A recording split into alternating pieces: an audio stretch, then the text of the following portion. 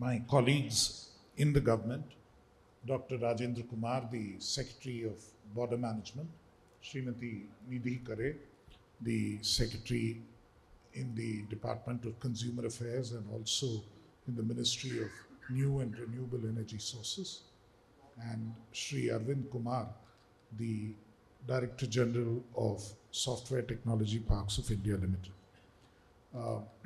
I'm delighted to be present with you here this morning.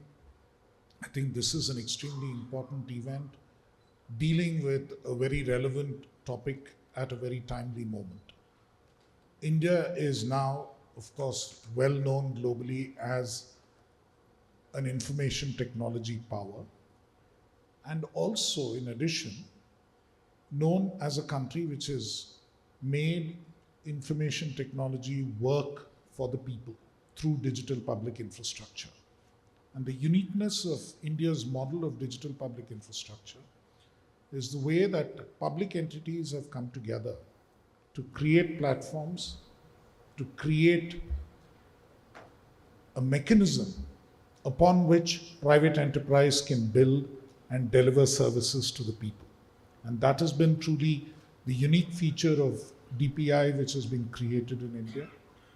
India believes that the public infrastructure itself requires to be publicly owned on a not-for-profit basis, in open source, in a sort of radically open manner on which businesses can build and thereafter grow. And this is a model which is now celebrated across the world. It has found recognition amongst many peer countries across the world. In the last G20 summit, which was hosted in India in 2023, DPI became an important element of the way India's own image was projected. And that has continued to be an important theme for the subsequent G20s hosted by Brazil and now in South Africa. And globally, practically every country that one visits or every place that one goes, the first question which is asked about is how prevalent digital public infrastructure is in India and the way in which it has come to actually serve the people of this country significantly better. So adoption of many of these elements of digital public infrastructure is what makes it truly meaningful and truly game-changing. The more people who adopt it, the more transactions which take place, the more ways in which this becomes important is what makes a true difference to the economy and what gives it momentum. And this is something which is not easy to preserve because there are many reasons why people would want that these issues, it should not be as prevalent because, commercially it does harm certain interests if it is an open source, open standards kind of mechanism. There are other issues which come up with it. The way in which services are delivered are much quicker. Many other economic opportunities or, quasi-economic opportunities that people have may go away with this, but the manner in which the services are delivered, the speed with which they are delivered can truly accelerate economic growth and ensure that, the benefits reach the people whom it needs to reach. And I think that's been the significant element of what has happened so far. Of course, at the bottom of it all is the identity layer. Aadhaar today is available with 1.4 billion citizens and residents of India, and people are able to use it for authentication purposes. As people who have worked in government, the importance of having a manner in which identity can be authenticated is extremely significant. Many people suffer from the want of it. And we can well understand why this is important and what it ultimately enables. It enables anybody to be a participant in the broader economy in a very seamless and quick fashion. The friction elements of it, the frictions of transactions are completely removed. On top of that, when you add something like UPI, which is a payment interface, and when it becomes an Aadhaar-enabled payment system, then it simplifies matters so much in terms of the way the transactions are done and the way that payments are made. When our hostess this morning introduced and said she found that street side vendors and hawkers and others are using Aadhaar-enabled payments and mobile-enabled payments, what is happening is something which is truly profound, because what is happening is there's a record of transactions which is getting built, and based on the record of transactions, these people actually become bankable. This is the way in which financial penetration can actually take place at that level. It's a way in which financial penetration can easily reach all of them. Likewise, if you take the health sector, if you take the skilling sector, in terms of the ability for all of us to store our records, whether they are medical records, whether they are our educational degrees or skill degrees, all of them as part of, say, DigiLocker. Today it is enabled, and I have known through my career people struggling to get their academic records apostilled by various government officials and entities. And today it's easy for the record itself to be verified on an API basis from any university across the world, saying that this is the academic records which relate to this person. It makes life so much easier, it makes things so much faster, and it removes so much of friction costs in the economy that we often do not measure this, and we do not realize how much of a benefit it has actually delivered. On top of all this, eventually when we are able to, and I can go on, there are 16 kinds of DPIs that we have launched in the country, ways in which these DPIs have been used, and they have been added on and layers have been built.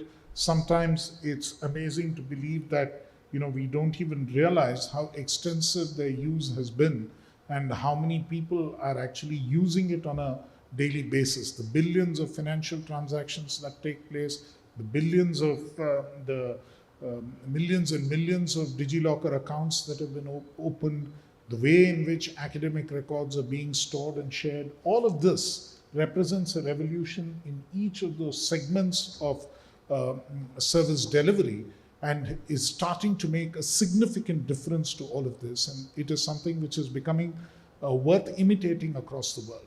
We very frequently receive delegations, almost about half a dozen to more delegations every year, who want to study how the DPI mechanism in India works. We received a very high-level delegation from Kenya and South Africa, which had about 8 to 10 secretaries, equivalent to secretaries to the government of India in their respective countries, coming here to study what exactly is happening. It is arousing that much of curiosity, and people want to sort of replicate this mechanism. We already have 17 MOUs with different countries in the world where we can replicate this, where they're interested in taking this message. We are working very closely with the Ministry of External Affairs to make sure that we are in a position to share our expertise with countries across the world. And what is most remarkable in this is that the private sector plays such a big part in every aspect of both the development of the DPI and eventually the way it is rolled out, and the way that applications are built on top of those platform layers makes a significant difference.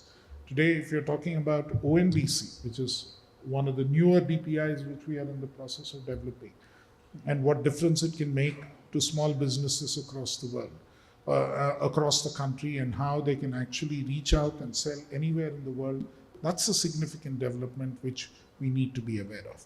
So in this sense, every aspect of human life, every aspect of life in India is going to be increasingly touched by these DPIs, and the power of this and the whole range of data that they collect can truly be leveraged in the age of artificial intelligence as well, because ultimately artificial intelligence requires data to make it more accurate and able to deliver better services in the way that we would expect better outcomes for all of us. And our potential to actually use AI riding on top of many of these DPIs would eventually magnify the impact even more and make service delivery, make transactions, everything else seamless. And we can eventually even look at predictive ways of doing business, predictive ways of delivering governance. So this is truly the potential, and this is truly the possibility. And in many, many areas, this is increasingly becoming popular, and ways in which it is increasingly becoming a default way of doing it. And what is most interesting is that many state governments are building on this and taking it to the next level. Some of them have started doing it themselves. It was initially, the first Digital India program that the ministry launched was something that the government of India funded under the National E-Governance Plan various states. Then subsequently, they have picked it up themselves and they have been able to take it forward in a significant way. And now the time has again come for the government of India to try and look at places where there are gaps, address the gaps, see those states where the development and where the adoption is lower, and see whether we can cover this inclusion gap. That is the significant element which Mr. Anup Verma also drew attention to, that ultimately inclusion is very, very important. The Prime Minister repeatedly lays emphasis on inclusion, saying that everyone needs to benefit from this. And our next mission really needs to be to cover these gaps and see where inclusion is necessary, where we have to push digital literacy. Some of these things are difficult for people who are not digitally literate, for people of an older generation, people who are not as savvy with using various devices as the younger generation is. So we have now a duty to make sure that we are able to make it work for everybody in the economy, to have an inclusive way in which we do this. And our mission is really cut out and our work is really cut out to enable this to truly happen. I'm very glad to see that there are a series of panel discussions on a range of areas which would be of interest to us. I would request the organizers to give us the outcomes of many of these discussions, some of the useful suggestions that come out of this, which will enable us to actually pick up on this and work even better in this particular area. I once again congratulate you for organizing this event today. I think it's important sometimes to take stock, understand how far we have reached, and also to build awareness and tell people, inform people of how far we have actually got in this journey, which is truly significant for this country and can be truly pathbreaking. Thank you very much for having me this morning.